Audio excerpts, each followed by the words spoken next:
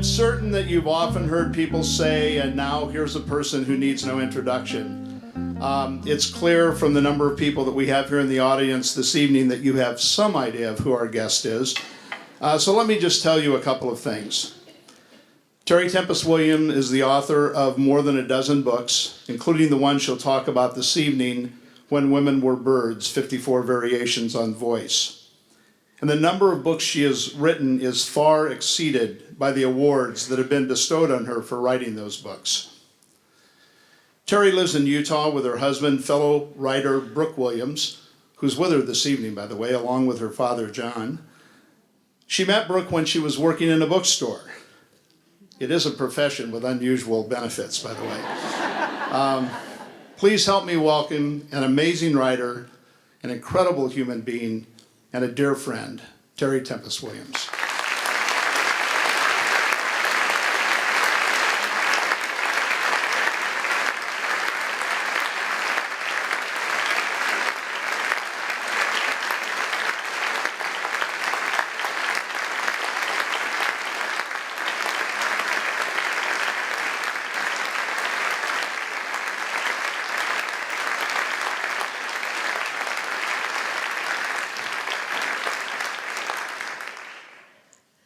Good evening. This is overwhelming, and I just want to thank all of you for coming, and it's so exciting to be here on the eve of this writers' conference. Chuck and Dee are family, and so I brought mine to pay respect. We love you in this community, in this country, and I can tell you that I would not have a voice if it weren't for your independent stance. And all of us as writers and community members in this audience honor both of you. Thank you.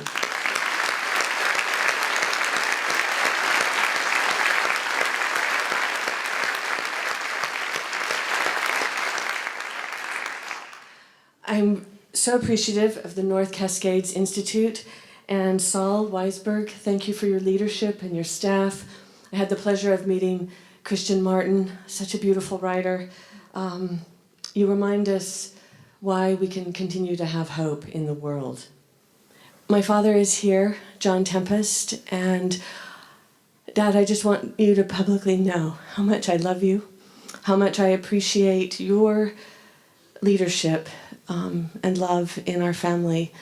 And Brooke, my husband, is here. We just celebrated our 37th anniversary, the thing I'm most proud of in my life.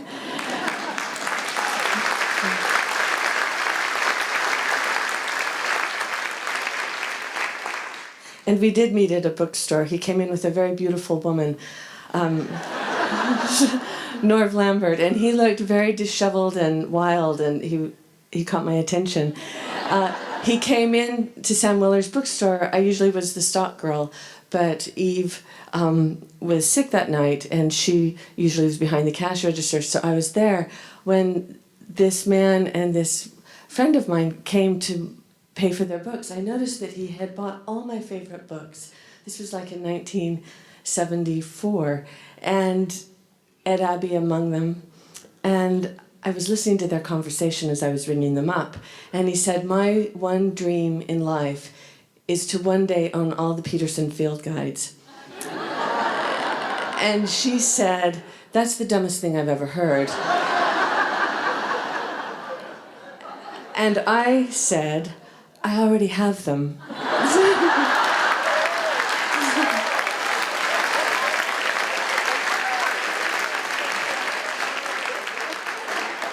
And at 19, we were married 6 months later, much to my father's chagrin. But I think he's very happy now. So that's our story. Tonight, just one word, because I'm going to be reading about voice. And never has our voice collectively been needed more from Brooke and my point of view, and my father's as well. We need your help in America's Red Rock Wilderness. And as many of you know, there's a bill before Congress right now, H.R. 4089, that really is an assault on wilderness protection. And this concerns the beautiful wildernesses that you have here in Washington State as well as ours. It's particularly germane because, as you know, your Congressman Hastings is behind it. And so I urge all of us to let him know that these are public lands and they deserve to remain so without being cut and fragmented. Brooke will have some information on the table next to the North Cascades table, and so we welcome your participation. My last honoring tonight is to Katie Nelson. We all have mentors, and she is mine. Years ago, it's a 30-year friendship, I remember she said to me, "Something is in fact dreaming us." And I think that something has been a motivator for me in my friendship with Katie. She's taught me that art is not optional, but a strategy for survival. And in her own words, she has said, to speak from the place where beauty and bravery meet, that is our task. And so, Katie, I want you to know how much I love you and appreciate you being here tonight. I'm going to read for about 30 minutes, and then we'll open it up for conversation. And thank you so much for being here. What if there were a hidden pleasure in calling one thing by another's name? Ray Armantrout. I am 54 years old, the age my mother was when she died. This is what I remember. We were lying on her bed with a mohair blanket covering us. I was rubbing her back, feeling each vertebra with my fingers as a rung on a ladder. It was January, and the ruthless clamp of cold bore down on us outside. Yet inside, Mother's tenderness and clarity of mind carried its own warmth. She was dying in the same way she was living, consciously. I am leaving you all my journals, she said, facing the shuttered window as I continued rubbing her back. But you must promise me that you will not look at them until after I am gone. I gave her my word, and then she told me where they were. I didn't know my mother kept journals. A week later, she died. A month later, I found myself in the family home, alone. I kept expecting Mother to appear. It was the right time to read her journals. They were exactly where she said they would be, 3 shelves of beautiful cloth-bound books, some floral, some paisley, others in solid colors. The spines of each were perfectly aligned against the lip of the shelves. I opened the first journal. It was empty. I opened the second journal. It was empty. I opened the third journal. It too was empty, as was the fourth, the fifth, the sixth, the seventh, shelf after shelf after shelf. All my mother's journals were blank.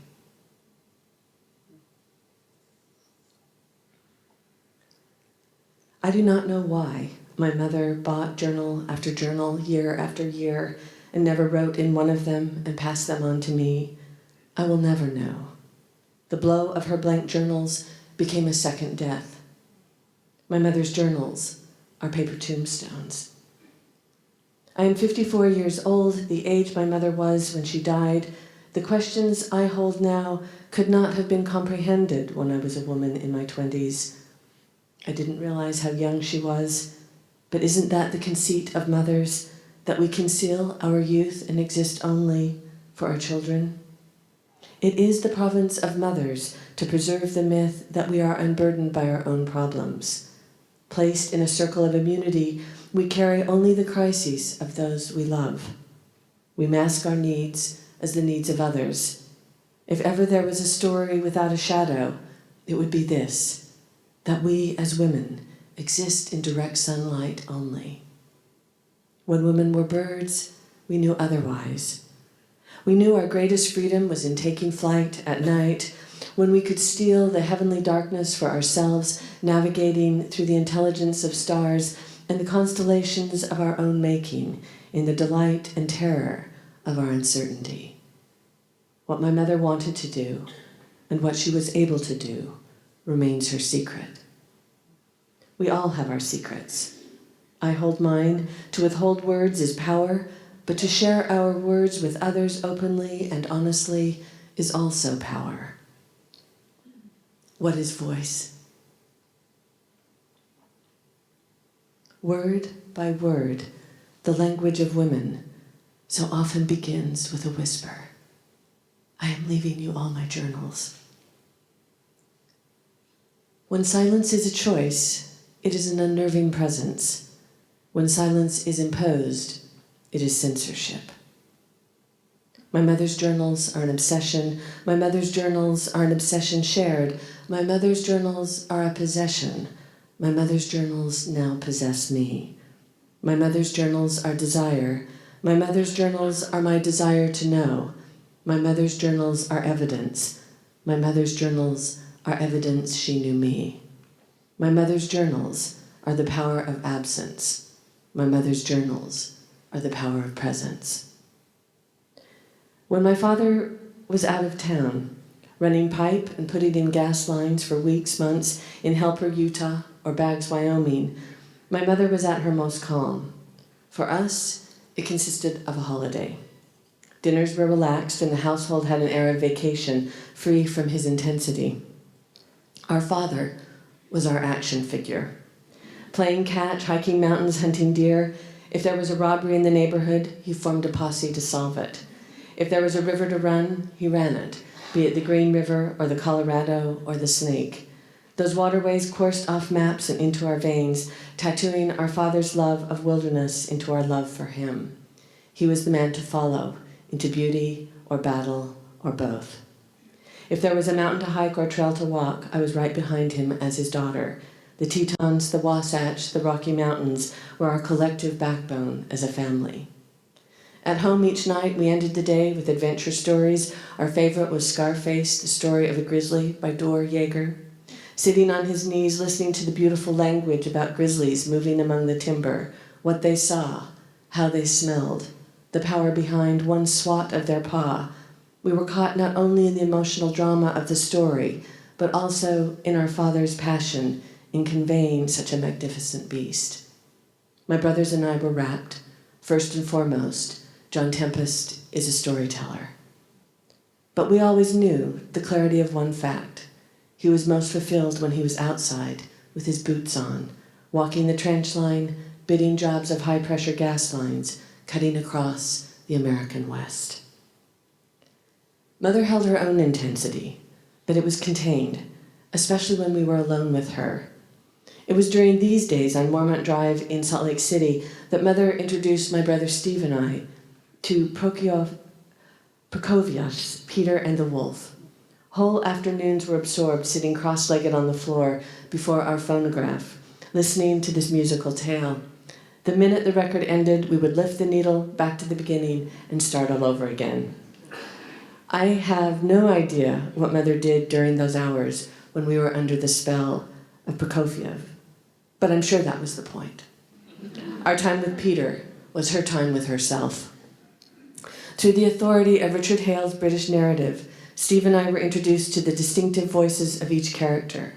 The bird was the flute, as you remember. The duck was the oboe, the cat the clarinet, the grandfather the bassoon, and the wolf was recognized by 3 French horns. Peter's presence became the melody played by the strings of the orchestra. Rifle shots were rendered by the kettle drum. Early one morning, quote, Peter opened the gate and went into the big green meadow. On a branch of a big tree sat a little bird, Peter's friend. All is quiet, chirped the bird gaily, unquote, and the orchestral adventure began. What I realize now is this, was within those 30 minutes that took Prokofiev only 4 days to compose, I received my first tutorial on voice. Each of us has one. Each voice is distinct and has something to say. Each voice deserves to be heard, but it requires the act of listening. Peter and the Wolf was also an early lesson on how the balance of nature could be articulated through story. Niche was the specificity of voice. Quote, seeing the duck, the little bird flew down upon the grass, settled next to her, and shrugged his shoulders. What kind of bird are you, if you can't fly, said he. To this, the duck replied, what kind of a bird are you, if you can't swim, and then dived into the pool.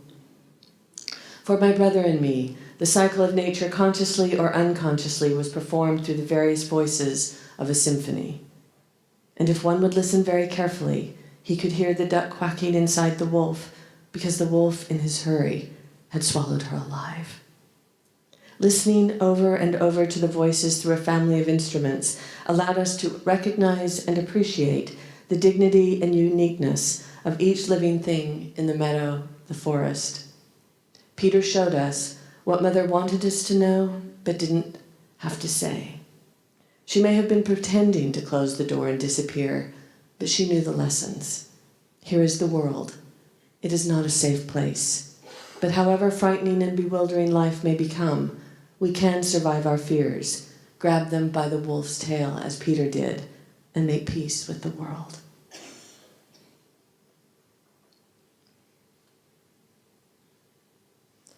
One day, I was sitting in my treehouse. I spotted a white bird perched directly above me.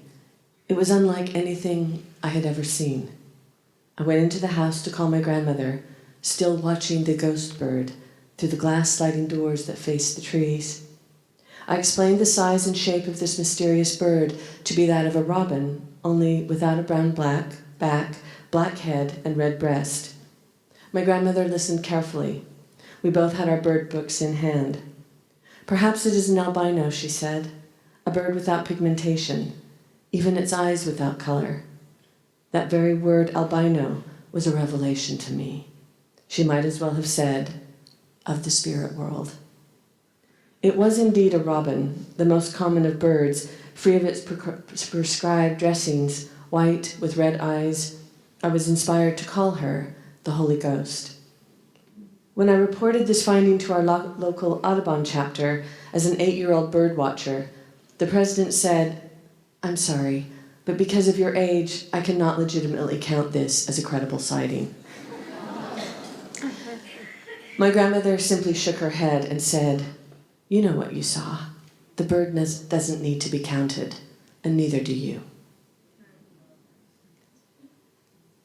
What needs to be counted on to have a voice? Courage, anger, love. Something to say, someone to speak to, someone to listen. I have talked to myself for years in the privacy of my journals. The only things I've done religiously in my life are keep a journal and use birth control. My first journal had a lock and key. It was a diary made of light blue leather embossed with a gold border. My thoughts and secrets were safe from my brothers, and I had 3 of them. It was a gift from my great-grandfather, Lawrence Blackett, to commemorate my 8th birthday and baptism into the Mormon Church. Mormon women write. This is what we do. We write for the posterity of our people, noting the daily happenings of our lives. Keeping a journal is keeping a record, and I have hundreds of them. Hundreds of journals filled with feathers, flowers, photographs, and words, without locks, open on my shelves. I have more journals still, with field notes from the Arctic to Africa, to days spent at the Prado, to time shared among prairie dogs. Daybooks with calendars, shopping lists, and accounting figures are strewn across our home. I cannot think without a pen in hand. If I don't write it down, it doesn't exist. Mother knew this about me. She also knew, and more than understood, the Mormon promptings to become a scribe. In our possession, passed down from mother to daughter, we have so many journals written in the most elegant script by our forebears, especially women who practice polygamy. I take personal pride in a journal entry in particular made by my great-great-grandmother Romney, who chastises her husband for taking a 3rd wife who was, quote, a pretty but sickly little thing, unfit to lift a hoe in the fields or bring in a bushel of sugar beets, adding to my burden of household chores. One can only speculate, she said, why she was brought home in the first place. Mother was a private woman. She was not a silent one. She would often say, I don't want people to know what I'm thinking. She was also a coyote, a trickster, a woman deflecting an interest in her to an interest in others. In my mother's presence, you were heard, and she always left knowing a lot more about you than you knew about her. She preferred it that way. She was warm and gracious in public, but she was a master at maintaining her privacy. Intimacy was on her terms.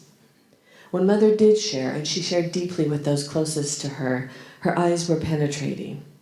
"What do you think?" she would ask. It makes sense that what she would leave for me is a mystery. My mother's journals are an act of defiance. My mother's journals are an act of aggression. My mother's journals are an act of modesty. To be read, to be heard, to be seen. I want to be read. I want to be heard. I don't need to be seen, but it's true, to write requires an ego, a belief that what you say matters. Writing also requires an aching curiosity leading you to discover, uncover what is gnawing at your bones. Words have a weight to them. How you choose to present them and to whom is a matter of style and choice. Yet the emptiness of my mother's journals carries the weight of a question. Many questions. My mother's journals are an interrogation.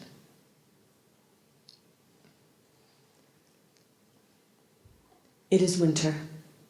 Ravens are standing on a pile of bones, black typeface on white paper, picking an idea clean. It's what I do each time I sit down to write.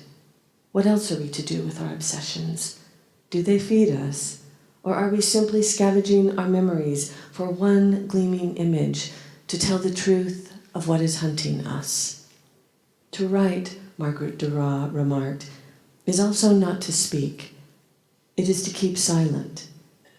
It is to howl noiselessly. Today, there is a fresh field of snow, no visitations by ravens, just a pristine landscape wiped clean by a blizzard.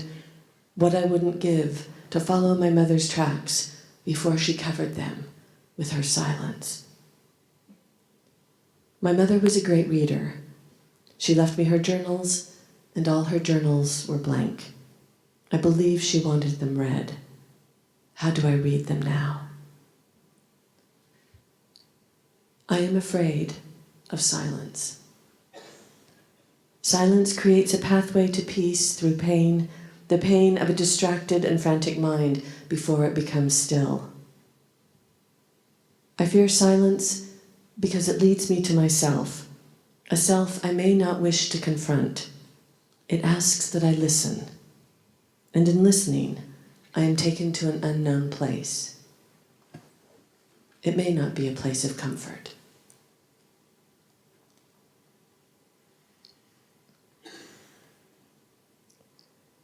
My body is a compass, and it does not lie. As women, we are quiet about our personal lives, especially when it comes to sex. We are quiet because there is a history of abuse and harm committed toward those who tell the truth. Marriages are shattered, families are broken, judgments are rendered, the woman stands alone. Our stories live underground.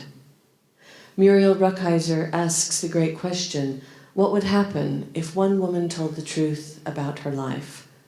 The world would split open. The world is splitting open. On October 16, 1916, Margaret Sanger opened the first family planning and birth control center on 46 Amboy Street in the Brownsville neighborhood of Brooklyn. 9 days later, it was raided by police. Margaret Sanger, the leader of the modern-day birth control movement, spent 30 days in prison.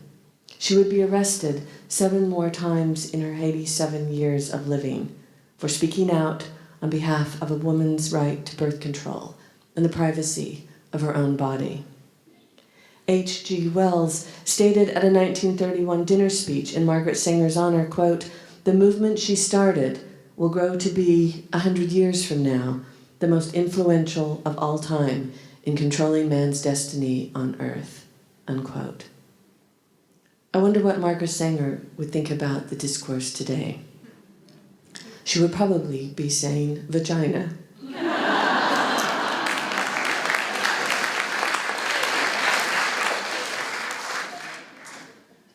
When we were children, we visited Mother in the hospital.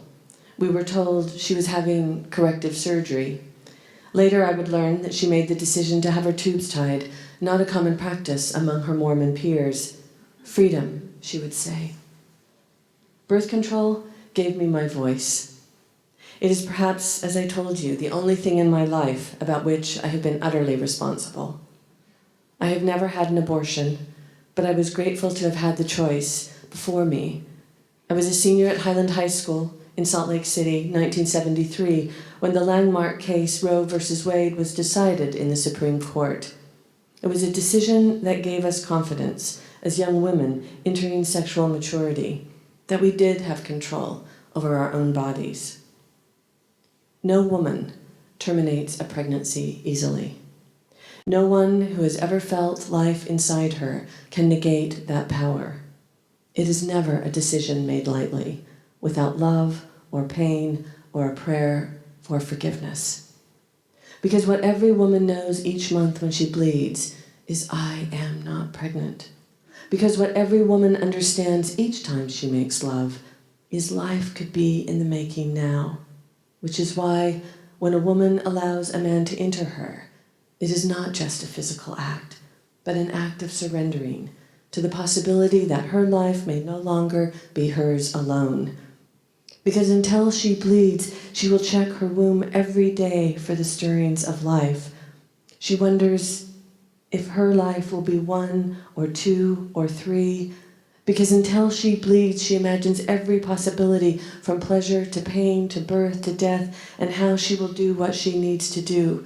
And until she bleeds, she will worry endlessly until she bleeds. If a man knew what a woman never forgets, he would love her differently. Now, I have never had an abortion, but I know the tenderness of many women who have. It is much more common than we choose to admit. We have gone underground. This is the conversation we are not having. The abortions we have experienced are an intrinsic part of who we are and what we have become, and it is deeply private. Just recently I learned that 3 of my closest friends, call them my sisters, have all had abortions. I didn't know. It's not something we ever discussed. One involved a genetic disease, another was a situation that would have imperiled her marriage, and another was a pregnancy in college that would have changed the course of her life. We make a choice. This is our spiritual and legal right in the United States of America. We deserve to make this choice without the judgment of others. There is nothing abstract about giving birth. There is nothing more sobering than for a woman to place her hands on her belly and wonder what is the right thing to do. It is always about love. It is never done lightly. And there is nothing more demeaning to a woman than to have a man, especially a man she does not know, define the laws that will govern her milk and blood. Milk and blood. Why these 2 words? Because milk, as in cow, as in breast, as in semen, as in any substance that nurtures and nourishes at once, is at the heart of pleasure. Because we drink deeply out of need and desire. Because blood, as in flow, as in menses, as in moon, as in cycle, means I am not pregnant. Because what every woman understands each time she makes love is, life could be in the making now. Which is why, when a woman allows a man to enter her, it is not just a physical act, but a spiritual one. Milk and blood. Because milk is what we desired first, because blood is what flows through our working hearts. Milk and blood, men and women, pleasure and pain. Love is to life what life is to death, and so we risk everything, trying to touch the ineffable by touching each other. Over and over, again and again, with little control, we lose our minds as we lose ourselves in fire. If a man knew what a woman never forgets, he would love her differently.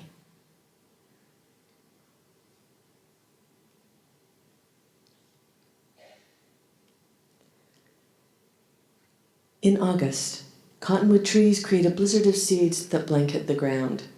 One morning in Wyoming, I looked out the window and saw a ground squirrel draped in a coat of cotton. She was picking the cotton seeds off of her arm and eating them. Suddenly, a weasel emerged and began wildly chasing the ground squirrel around the yard. Just as the weasel was about to grab the ground squirrel's neck, ensuring a quick death, the squirrel made an abrupt turn, faced the weasel, and screamed. The startled weasel jumped in the air, fell onto its back, and the ground squirrel ran away.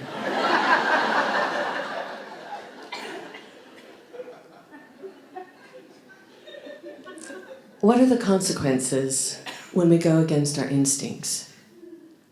What are the consequences of not speaking out? What are the consequences of guilt, shame, and doubt?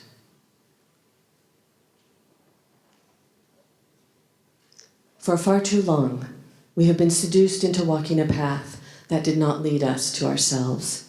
For far too long, we have said yes when we wanted to say no. And for far too long, we have said no when we desperately wanted to say yes. When we don't listen to our intuition, we abandon our souls. And we abandon our souls because we're afraid if we don't, others will abandon us. We've been raised to question what we know, to discount and discredit the authority of our gut. I want to know why. I want to know why I regret whenever I abandon myself. But harboring regrets is making love to the past, and there is no movement there. It's not the lips of a prince that will save us, but our own lips speaking. I am growing beyond my own conditioning, finally breaking set with what was breaking me. In a voiced community, we all flourish. 13 Ways of Looking at a Blackbird, Wallace Stevens. I do not know which to prefer, the beauty of inflections or the beauty of innuendos, the blackbird whistling or just after. My mother's journals are just after.